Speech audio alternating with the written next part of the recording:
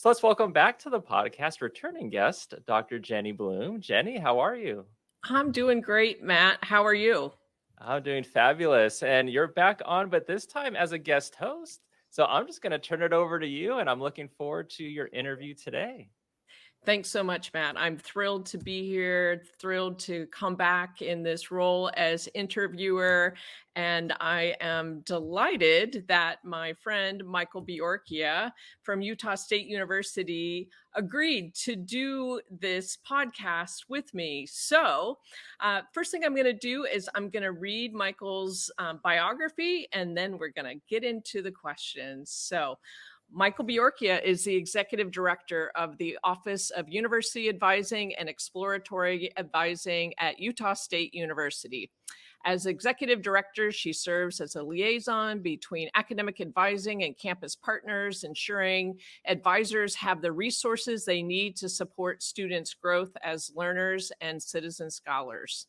She leads initiatives centered in student potential to increase persistence and degree completion.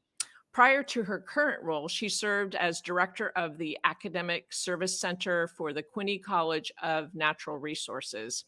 Mykel used the appreciative advising framework to help students discover their strengths and connect them with academic programs to help them move toward their dreams, improving retention and completion rates in the college. Mykel serves on NACADA's Communities Division as chair of the Appreciative Advising Community. She has served on the Utah Advising Association and NACADA Region 10 steering committees. She received the Utah State University Advisor of the Year Award in 2014 and the NACADA Professional Advisor Certificate of Merit Primary Role Award in 2015. Mykel has earned both her bachelor's and her master's degrees from Utah State and is currently pursuing her PhD at Utah State in instructional technology and learning sciences. Welcome, Mykel. Thank you so much, Jenny, for that reading. And yeah, I'm so grateful to be here with you. I am absolutely thrilled to have this opportunity to interview you because I so admire the important work that you do each and every day at Utah State. So even though I just read your bio, can you kind of fill in some of the missing pieces in terms of your journey to a career as an academic advising administrator at Utah State? Well, it's a good question. And I think every good thing that I've had has sort of come from a down moment. I worked in residential treatment for women and girls with eating disorders while I was getting my bachelor's degree. And I maxed out at what I could do there. And my boss encouraged me to think about a master's degree. And I thought, wow, we could be proactive maybe about some of these issues. We could support families, maybe through the school system. So I became a school counselor. And then I spent 2 hours in the 8th grade and realized that wouldn't be a sustainable career for me. I needed a 2-hour nap when I got home.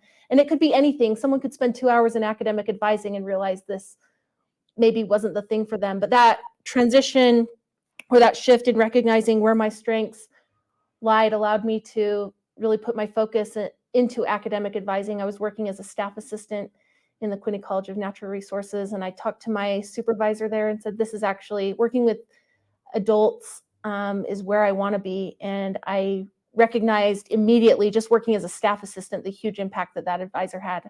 And I wanted to be that too. So I think those down moments have really helped me shift in realizing or helping me clarify and define what my own dreams and goals are. I love that we have that in common, that we tried something, and although we thought this is what we were going to do, it isn't what we ended up pursuing, and that's okay, right? So often we see this with students who are exploring and they feel like they're a failure if they tried something and they didn't enjoy it. So can you talk a little bit more about that and kind of how we can reframe that? I just believe so strongly in human potential. And because I believe in that for others, I think that allows me to believe in myself. So I don't always start with me really having a strong belief in myself, but in my work with students, I see so much potential in them that it must be true for me too. And I think that's something that fuels me is especially in my daily work here in advising, is that my students deserve someone who shows up fully for them, someone who's self-reflective in their own practice, someone who's striving to get better at the practice, trying to stay up to date with trends, and maybe even more importantly, someone who thinks about building relationships across campus as a strategy for student success. And I'm not perfect at it, and this is another thing where I always have to go back and rethink the way that I'm doing things, or say sorry when I've made a mistake. I think that self-reflection, or when I encounter a barrier, allows me to refine where I'm going, and I think for my own life makes me better, allows me to have some stories to share with my students. I think that's one of your strengths, Mykel, is your willingness to share your own stories and some of the stumbles that you've had along the way, and just your authenticity in sharing, and courage in sharing those stories is so powerful, which leads me to my next question, which is one of my favorite phrases that emerged during the pandemic was from your story about the importance of putting people before process. Can you take us back to the beginning of the pandemic and tell us about the origin story of the people before process phrase? Yes. And after, I think I'd like to talk about the pandemic part, but then I also want to talk about your influence on me now that I have that phrase back when we met in 2016. So I have a colleague, Donna Crow, who was the executive director of our career services. And we work on the same team. We reported through the same supervisor. And I was so confused about what to do when we were shifting to the pandemic, when we were shifting to remote learning. And I was feeling really overwhelmed, and I felt a lot of pressure. I was a director, but I'm also just a human being. I don't have all of the answers. But I know for me, in times of stress or when I don't know what to do, I often just go to a checklist and just start writing things down and ticking them off. And in that overwhelm, I approached Donna as a friend and a mentor, and she said, "This checklist is really nice, but if you put people before process and let that guide everything you do, that's how you know, that's where you'll find success." And the same, I'm finding this pattern in myself when I became director. I'm the founding director of our office. We'd never had any official centralized advising system. We had some folks that were providing some great training and development for advisors, but it was never, a core part of what they did. And so when USU created University Advising in 2015 and I became the founding director, I also had a big old checklist of best practices. I'd been in the literature. I'd written down all of the things that we needed to do, but without the relationship across campus and without putting people first, you really don't often achieve what you were trying to achieve with your checklist. And your checklist might not even be aligned with the needs of the people you're trying to serve. I believe strongly in data and literature, and I like to have that be a guide, but without the people being at the center, then what are we actually accomplishing? So I've had several of these people before process learning moments, and I so wish I would be such an effective leader if I could continue to remember to do this in everything that I do. It's often, again, whoops, we've made a mistake there, or I went too far into process or checklist or telling people what to do rather than actually putting those people first. But having that mantra or that language helps me to bounce back, I think, more quickly maybe than I would have if I was just continuing to work on a checklist. Yeah, and I think it's not one or the other, right? But that when push comes to shove, and if things aren't going well, that I feel like that people before process has been such an important way for me to recenter, reframe what's happening, and move forward. And so checklists are helpful, yes, but I think your question about what do checklists mean if you don't have those relationships built. And so tell us about this office that you've, is essentially launched at Utah State, that is student-centered and focused on meeting the needs of students as well as meeting the needs of the academic advisors. I know that you've really had an impact in terms of just the culture of academic advising at Utah State. So can you kind of lead us through how you approach changing the culture at Utah State?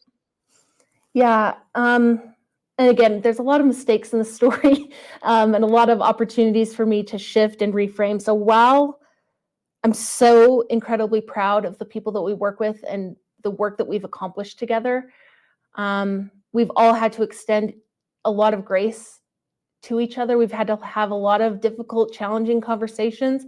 I've had to have a lot of mind shifts, and I've also had to communicate with my upline all of the things that we've been experiencing so that we can have consistency throughout our system. So we started in 2015, and my supervisor sent a survey to everyone who had academic advisor in their title at USU. And this included some folks in athletics and honors and international students and scholars. And all throughout our system, we had folks that were academic advisors, and we just surveyed them. And my boss is Janet Anderson, and she was a vice provost at the time. She's a great survey writer. She asked really, really great questions. So she had some quantitative and qualitative questions, and we compiled the data, and we realized a few key things that we needed to make progress on. And the first one was to continue the work of the people who had been doing that community building, to continue that even more intentionally. And so through those survey results, we also realized that our campus didn't have a definition of what academic advising was. And so anyone could be an advisor, even if they weren't working for a college or a department. Anyone could be an academic advisor. And for us, it was really important for us to define what an academic advisor at Utah State University is, what they do, what they value. And we utilized NACADA core competencies. We used standards from the CAS standards. Let me think about what that is. Council for Advancement of Standards in Higher Education for advising programs. And we did really important intentional work in community. We did grassroots work that was advisor up to administration. And then we had some priorities that our administrators had that we developed communities and committees to handle. But I think the thing that I realized right away is that our advisors on our campus weren't celebrated enough.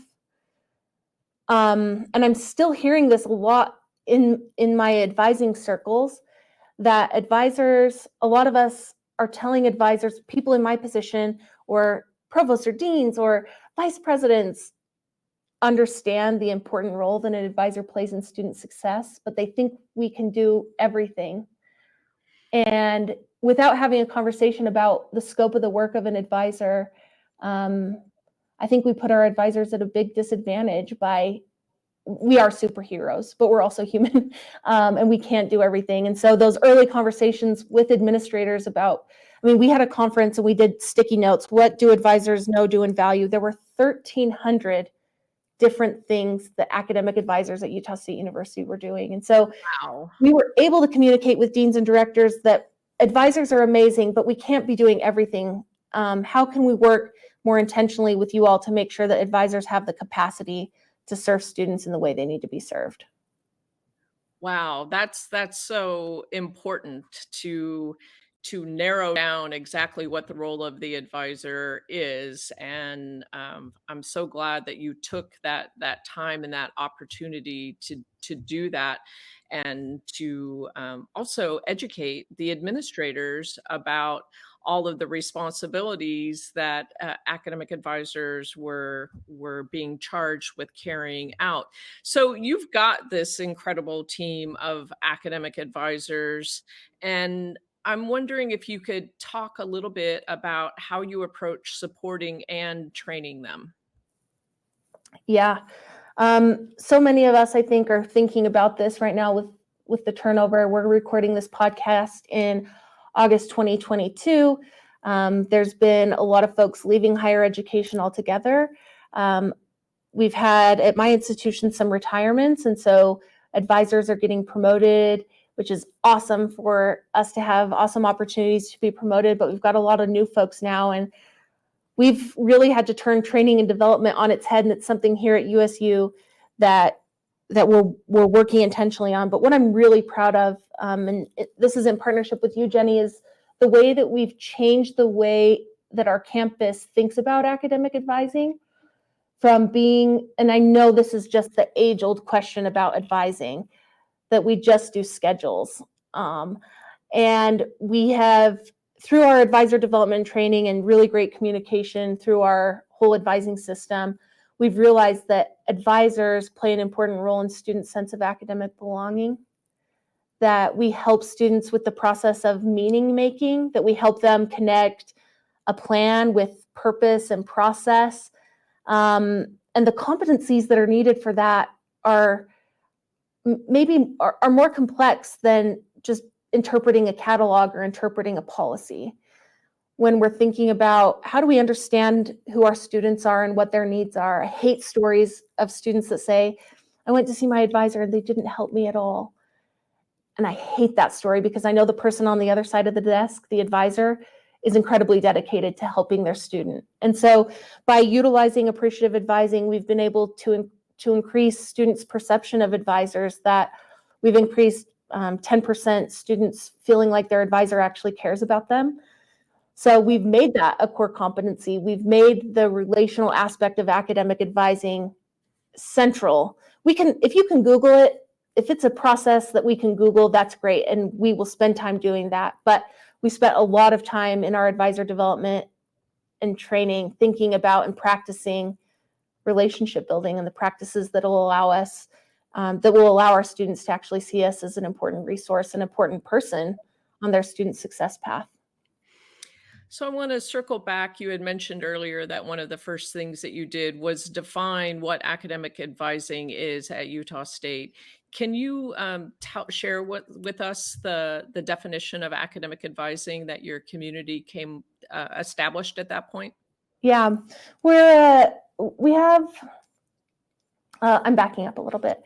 All of us that serve students, from career design, from orientation, from athletics, from our quick stop, from every part of our institution.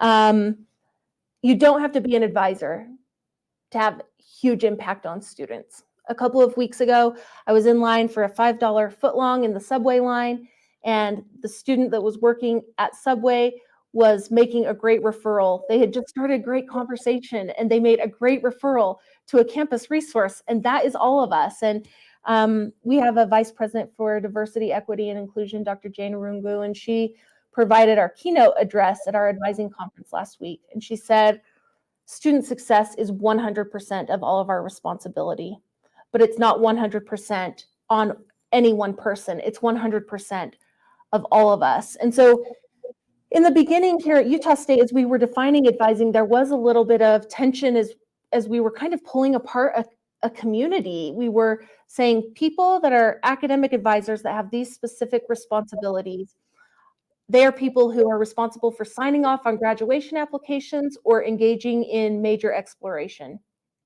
And so those are the roles that are academic advisors, and they have these specific responsibilities. And from there, we're building out a success coordinating or success coaching way of thinking about everyone that provides services to students. But when we started this work, we knew we had to tighten up the scope a little. And that's how we defined an academic advisor as someone that signs a graduation application or someone who helps students whose responsibility it is to help with the major exploration process. So a lot of our campus community comes to our advisor development and training activities. And actually through that, and I think I have to pat myself on the back for some self-advocacy and pat my boss on the back too for actually listening to me. When you build something that's meaningful or that people see value in, they want to be there. And we saw that on our campus that it's not just me doing this. Our community that was providing these awesome professional development events was being recognized across our campus. So we combined a few groups, our Career Design Center, Student Retention and Completion, Orientation and Transfer Services, and our statewide campuses, and we developed something we call the Student Achievement Collaborative. And my self-advocacy is I'm just one person providing services to this one group, to academic advisors. And while other folks will benefit from having our content, it's not designed for them. So can we imagine what it would look like if we provided excellent professional development to the people who need it most, so we can support all of USU? So we developed a new series with all of us called Front and Center. It's not just me developing content. We do all of this in community. And now we have the needs of the people who need this professional development, we have people at the table to deliver rich experiences for everyone that needs it. So we developed a series front and center for all student-facing professionals, which means our advisors can contribute and can go to those. And now I have my own professional development for academic advisors. So there's 2 tracks, but they all support one another. And I've noticed just with my own job satisfaction that sometimes I try to deliver something that's outside of my scope, like providing professional development for all student-facing professionals. I don't know their competencies. I don't know their outcomes. I don't know what they're trying to accomplish. And if I was trying to do that at the best way possible, that would be a lot for me to learn. And that would take me away from the core responsibility that I have. And I think one thing that I'm so grateful for is my boss, who pays attention when I say, this is the need that I've noticed. We have a lot of people that are attending advising professional development events, but I'm not sure it's meeting their needs because we're delivering content for academic advisors. But there are things that all of us can share. So what would it look like to provide something that actually meets the needs of our community? And my boss, Janet, took that on, and she listened to me when I said this is what we need, and she brought the right people together so we could make that happen. I know Janet has been so supportive, you both, professionally and personally over the years, and she serves as the vice provost.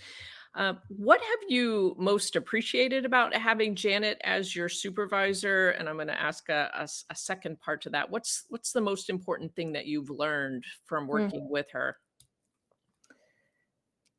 I talk a lot about appreciative advising, and Jenny, obviously this is your wheelhouse too, so maybe you could talk about this a little as well.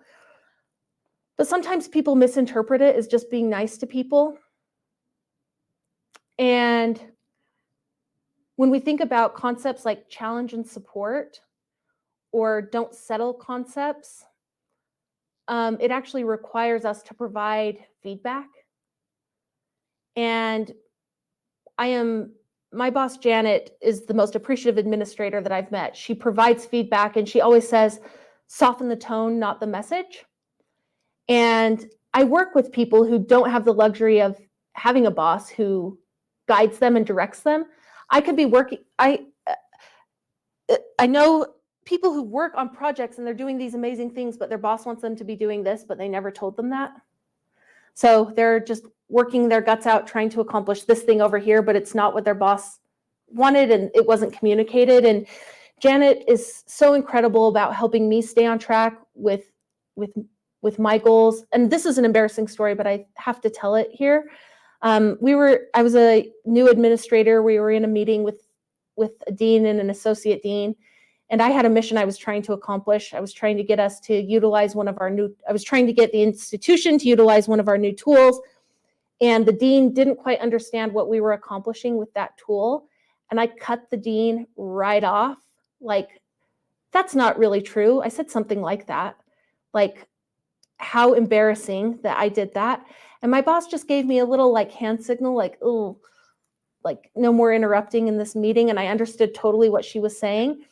But being someone who cares about you enough to help you to be a person that shows up professionally. I mean, I should never cut anyone off, dean or anyone else. Like, cutting off it's rude to do. But after the meeting, we debriefed, and she said, cutting someone off isn't a way that you build trust. People won't think you're competent if you're not thinking about building trust. And she does that every day, that she cares about me enough and she cares about my growth enough that she provides me the feedback even when it's hard. It's priceless, isn't it? It's a gift. To receive that feedback, because that Janet is giving that feedback to you with nothing but love and respect for you, and she wants you to be successful.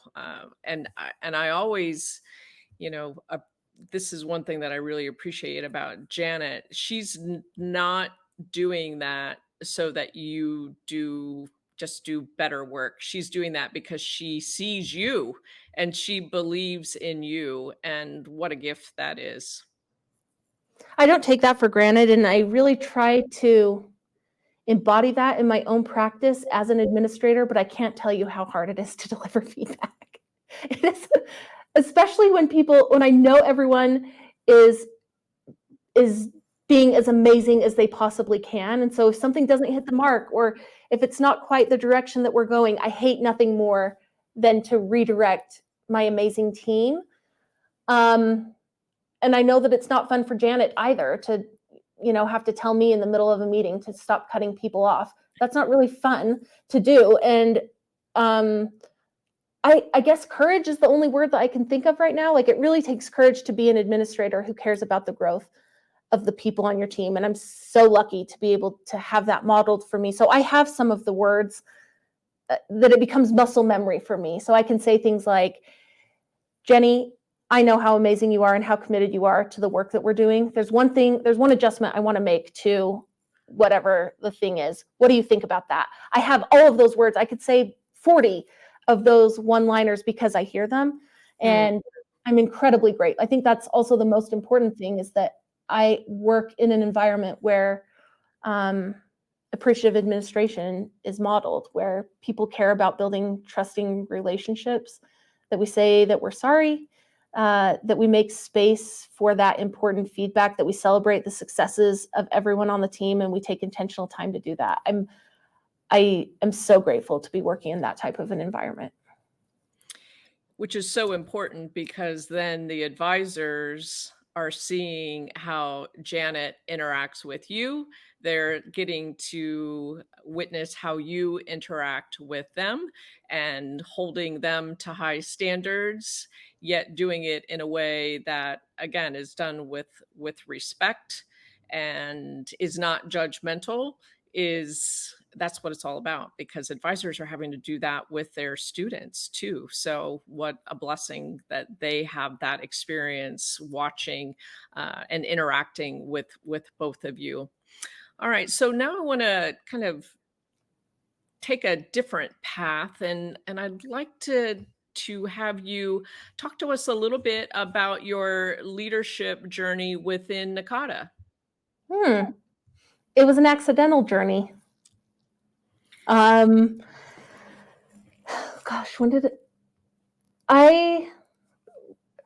of the things that I most deeply value about NACADA, while I love all of the content that we have access to, I love the clearinghouse, I love the journal, it's the people for me. And I think the first thing that I did was volunteer to read award nominations or submissions for Region 10. And the chairperson at that time, I think, was Brandon Loudon, and he invited me to help on the steering committee next. I was really dedicated to that feedback. I'm sure that I provided, I'm sure I accidentally overachieved, not knowing exactly what was expected, but I think I provided good feedback for him to make a good decision as the chair. And then he invited me to join the awards committee, and I was able to join him at the global level as well on awards. I also love to read proposals because it helps me quickly see what the trends are in higher ed. And so I've done that, and in advising, so I've done that a few times. It's helped me tighten up the way that I submit my proposals. Not everything I've submitted has been accepted, and I'm not actually that great at submitting these proposals. And so the opportunity to get better through seeing what excellence actually looks like was also a gift. And then there was an opening for the Appreciative Advising Community Chair, and it's these conversations with my colleagues I knew I wanted to engage in, and thought this might be a great place for me to volunteer. And so I ran as the chairperson for the Appreciative Advising Community, and I'm serving now as chair through 2023. Can you talk to us about some of the initiatives that you've undertaken as chair? Yeah, I first have to say that I didn't really know beans from donuts about what I was getting myself into. I read on the website what it was, and it was a really great and accurate description, but I truly had no idea what I was doing. So I really relied on the folks that had been steering committee members to guide me and teach me what I needed to be doing. And again, that's a gift too. I think so many of us are in leadership. People are looking to you and think that you have the answers, and I honestly don't. Like, I've reframed what I think about a leader. It's a person who can ask great questions and can build build communities. That's what a great leader does. They don't have all of the answers. And so I utilized the skills that I've learned here as an administrator and took those into my role as a chairperson. So we decided right away that we wanted to survey our community, our appreciative advising community. And we wanted to understand, and again, it's a people before process approach. What do they need from us as a community? What are they expecting? Can we deliver on what they expect? Do we need to realign what their expectations are? And we found that there were some themes in what they needed from us last year. So after annual, we conducted our survey. We looked at some of the themes that our community members needed, and then we delivered some coffee chats based on what our teams needed. And they were awesome. We've had so many amazing steering committee members share their practices. I was just doing a survey today talking about leadership in Nakata and what I get out of it. And I have to tell you that my interactions with our appreciative advising community are so inspiring that I can just get stuck in the way that I do things, the way that things are done at USU. I'm not always inspired, or I can't always come up with my own vision or my own motivation. And just these coffee chats and just taking notes on the quotes that people say or their one-liners inspire me, get my synapses firing, help me think about things in a new way. So while I hope that I've contributed something as a leader, I think that I've gotten maybe even a lot more out of it than I've given. I love a thread that has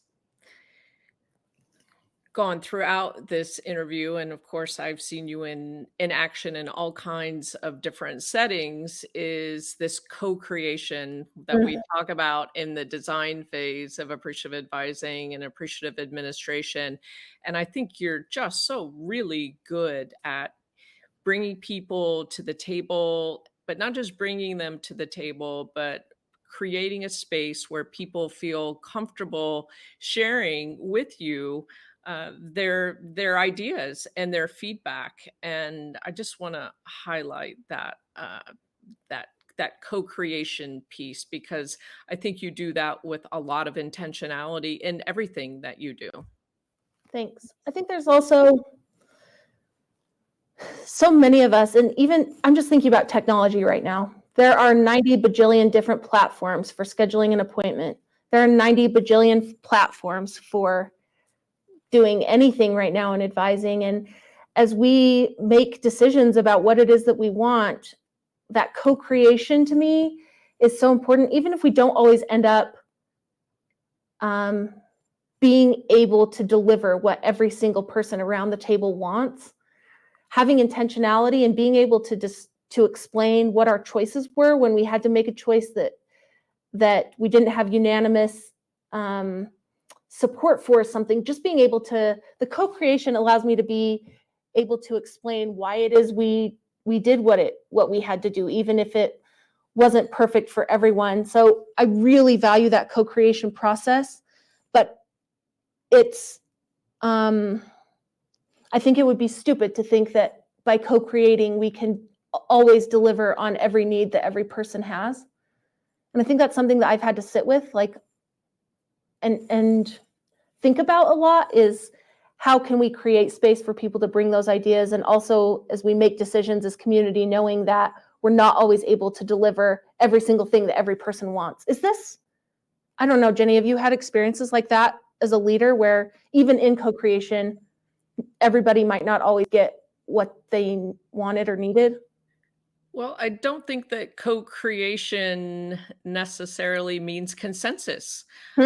I think co-creation means exactly what you just said, that you're able to articulate the why behind the decision that you've made, because you've listened carefully to what people have said, and you acknowledge, this person made this really good point, and yet there's also this other piece of information that is the reason behind why we're making this decision to move forward with this other option.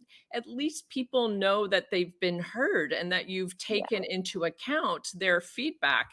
And I feel like that is so key. So yeah, co-creation does not equal consensus, but it does equal that you have to be able to listen very carefully and be able to make a sound decision. Again, you're not perfect. I'm not perfect, but make that decision and be able to articulate the why behind the decision. But that takes time. Yep. But it's time well spent. I think this is also maybe selfish for me, but I spend more time here at work than with my family or my chosen family, my partner. I'm here. I spend more time here than I do bird watching, knitting, doing family history, all of the things that I would do in my free time. And I have to make this a place that I want to be. And no one is going to do that for me. No one knows what I want out of a workplace. It's something like I have to create the type of work environment that I want to be a part of. And that means co-creation. That means even in conflict, being in community. We have to work with these same people every single day. And so burning bridges isn't an option. It's not an option. And that is job satisfaction for me. I can't work in a place. Yeah, I don't know what I'm trying to say.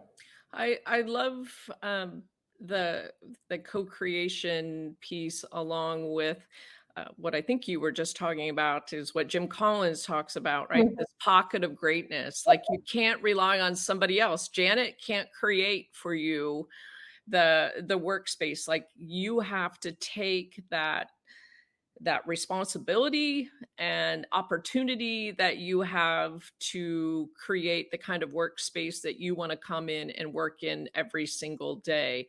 That's you. And I think all of us have that responsibility. And what about like how does that reflect for our students? If I have advisors here that are drained or that aren't heard, or if we aren't engaging in co-creation, how can an advisor authentically talk about what a great place Utah State University is to a student if they're not feeling that themselves? Truth. So I'm going to segue, because one of the things that I love most about you is that you have such fun hobbies. So family history, birding, gardening, canning, knitting, and more. What role do your hobbies play in your life? I've always had a really rich inner life. And I think it's because I demand joy from my life.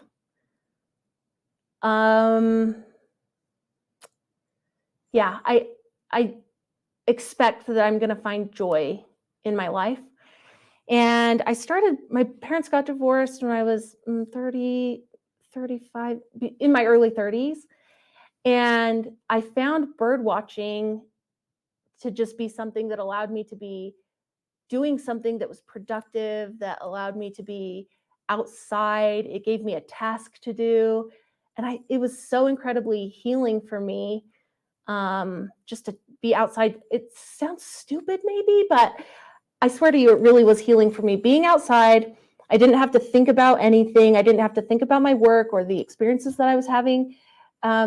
With my parents' divorce, it was just me being outside with these birds. It was wonderful. I made a goal. I have a best friend that lives in Australia, and we made a goal together to try to take pictures of 100 birds, her in Australia, me here in Utah. And then we shared those photos. It was just such a great exercise for us. And I got to learn a lot about the birds of Australia, and she got to see our birds here in Utah. And I've just carried that forward. It's been just birding has been a great way for me to shut off, to be outside, to do something productive. Now, I am in an Audubon Society that we have here. I'm the secretary, or I've been the secretary. I'm heading out. I was a board member, finishing up my term. And you should see some of these incredible birders. They can bird by sound, and that's what I want to get to. When I go out with them, I'm tracking on my app, and then we get to the end, and they're like, I saw 75 birds. I'm like, I got 16. Can we just tick out like where we saw those? Because I thought we were on the same trip, but we are not on the same trip. I love it. And I love that you use the word joy. Yeah. You deserve joy in your life, and that you intentionally seek out these joy-filled activities simply because they bring you joy. Yep. I demand it for myself. And again, I can't count on anyone else. Who's going to do that for me? I cannot count on anyone else but myself to do that. So my outside of work is a hobby for me. I love my work. I find a lot of joy and purpose in my work, but I find I'm better at my work if I also make space for me to grow in other areas. So I'm knitting a sweater right now. Like you mentioned, I have a garden. My grandma was, and I come from Utah. We have a lot of pioneers here. A lot of folks have been preserving food. So I have just a rich history of food preservation, and I'm trying to carry that forward for my family. I love eating my tomatoes and chili in the winter that I grew for myself. So that brings joy into my life. My garden brings joy into my life through the winter. So I do hold myself accountable to try to bring joy to my own life. I think that's so important. A fun fact, when I started early on, right after in 2002, when I co-authored the article incorporating appreciative inquiry into academic advising that became appreciative advising, the first presentations that I did based on that article, I titled The Joy of Advising. Yeah, and so in fact, on my computer where I, keep all of my PowerPoints, the folder that I have that has all of my appreciative advising presentations is titled The Joy of Advising. Whoa. Because that's where I started. And so I love that. Like we can have joy at work, and like you just said, we can also have joy outside of work that can bring even more joy into our work. It's not an either or, it can be an and they can be symbiotic. I had no idea that joy was kind of a guiding phrase for you. How does that show up? Like, how does joy show up maybe in your work and your personal life? I agree with you that joy is really important. Life is short, and I love that you said that you demand joy in your life. I join you in that. Like, if I'm going to do something, I want to have joy in my life, and I don't want work to be something that is not joyous. And so I think it is about, as you said earlier, about creating the space that you want to work in. Well, I want to work in a joyous environment. I want to do work that brings joy. Does it bring joy every single moment of every single day? Of course not. But I want it to be a foundational and important part. And I think it's also can be an indicator of when it's time to leave someplace, is when the joy is minimal. And I think I deserve better, and I have made moves in my career based on that it wasn't bringing joy. And so I think it's really an important discussion that we often don't talk about in our work lives, that you can have joy at work, and it's really important to embrace joy outside of work and to pursue activities that do bring you joy. So I want to now shift, because you have just recently started in the PhD program in instructional technology and learning sciences. First of all, how's that going so far? And what's the most important thing that you've learned about yourself to date in this doctoral journey, which there's still many, many steps left to come, but what have you learned about yourself so far? Well, the first thing is that I keep calling it interior design.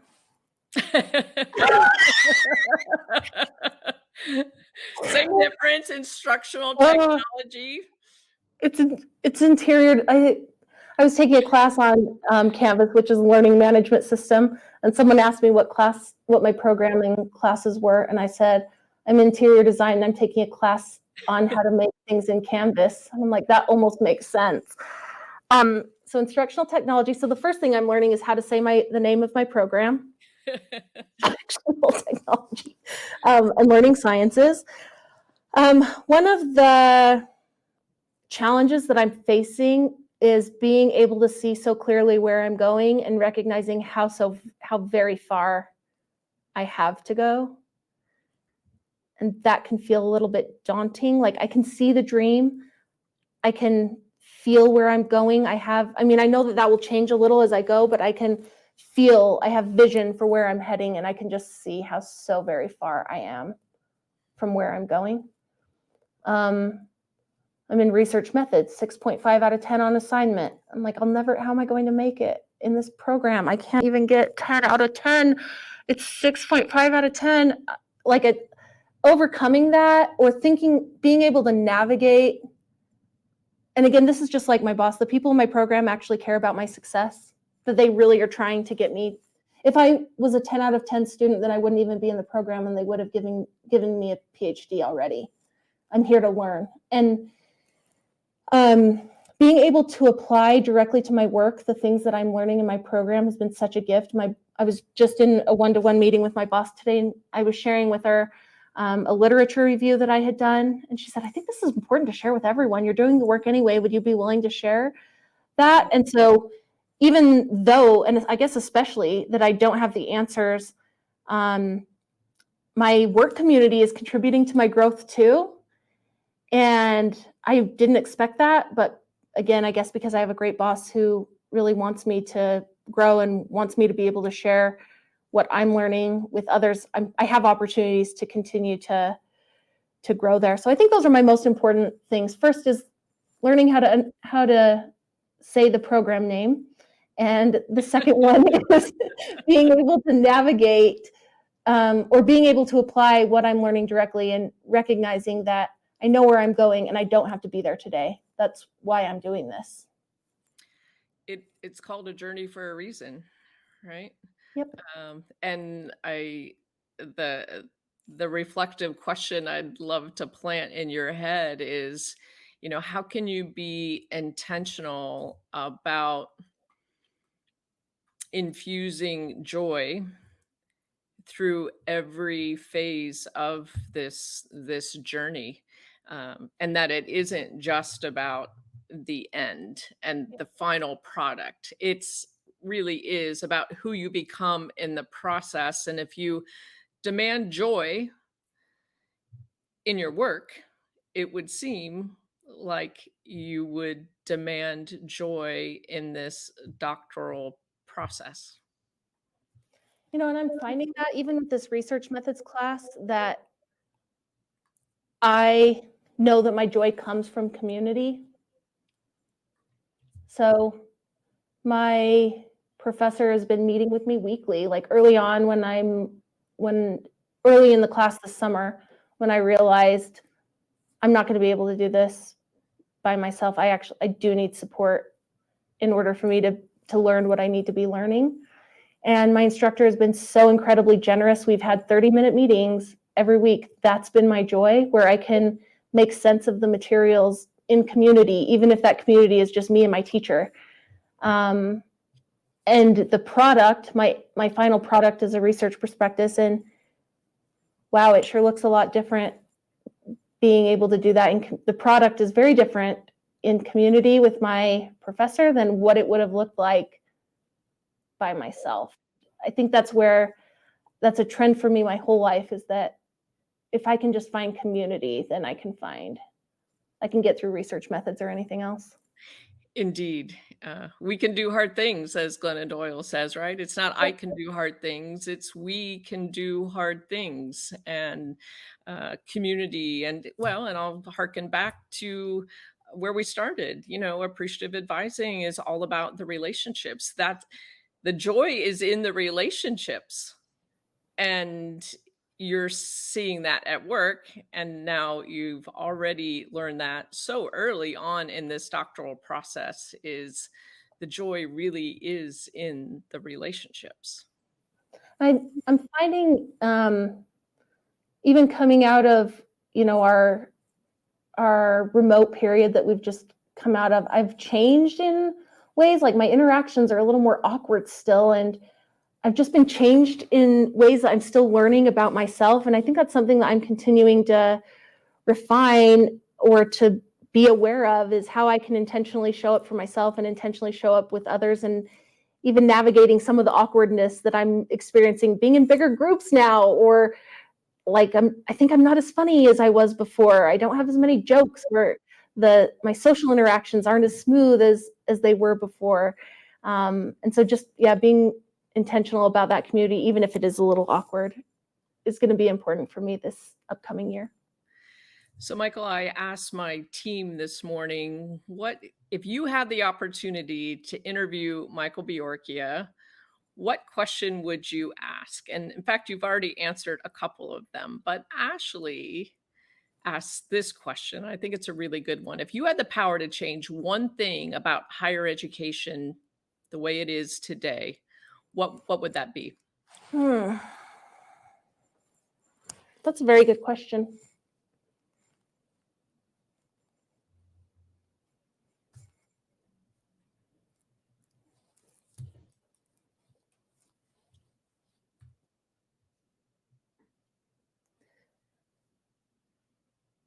Today at Utah State, we have a conference going on called Small Satellite, and it's all of these really amazing people that are doing work in space. And I was walking behind someone, they were talking about correlations. I'm in research methods. I'm listening up to all of these smart people that are on campus. I better follow them for a couple more feet. But I do wish that we had less focus on information and more focus on people. At USU, we have citizens. What will a Aggie look like when they graduate? How will they contribute to community, or how will they be better citizens of the world? And I think I wish that meaning making, the process of becoming a learner, we talk a lot about that. Dr. Matt Sanders and Dr. Harrison Kleiner at Utah State talk a lot about this, the habits of mind that we develop as learners, the ways that we become learners. And it doesn't mean getting 10 out of 10 on everything. It means the experience that I've just had with my faculty member, that I'm developing a habit of mind that when I'm not meeting expectations, that I go somewhere to get help so that I can. I wish we talked about that more. I wish we created that type of space for that to be more central to the educational experience, the habits of mind, the becoming a learner. And I guess maybe it's not even less on information. I just wish we emphasize that more. I agree. This lifelong learning it's what it's all about, right? I love that about working in higher education, is that we have all these opportunities to learn from so many amazing people. And maybe first and foremost would be our students that we have this opportunity to learn from. So, Mykel, before we wrap up, I would love to hand you the microphone to share any last thoughts with our Adventures in Advising friends. Well, I think first, Jenny, thank you for just being such a great mentor to me. When I started this work as the founding director of this office, I actually thought it was a checklist, and I was not making friends fast. And I couldn't figure out how people couldn't see that we have this list of high impact practices. We have a list of practices in advising that make a difference. Why can't we all just get on the same page and actually do them?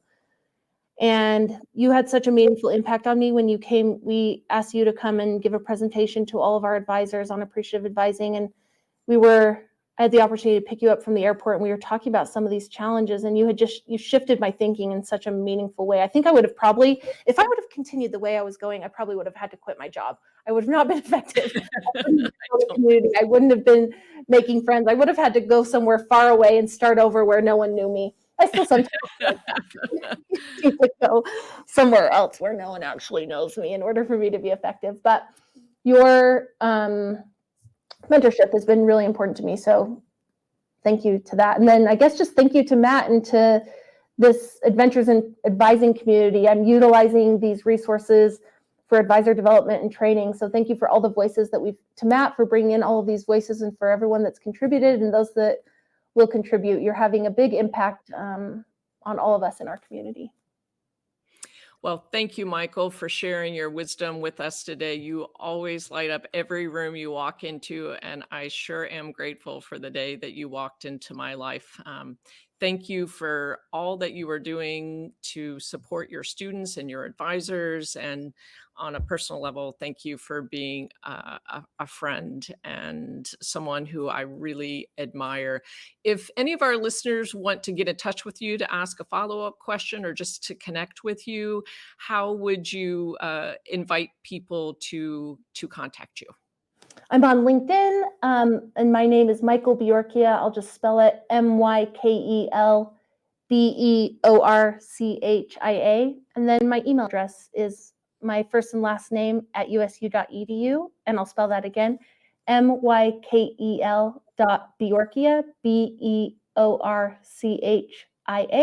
at usu.edu. Thank you so much, Mykel. Matt, I hand the golden microphone back to you. Thank you so much for this opportunity to serve as a guest host.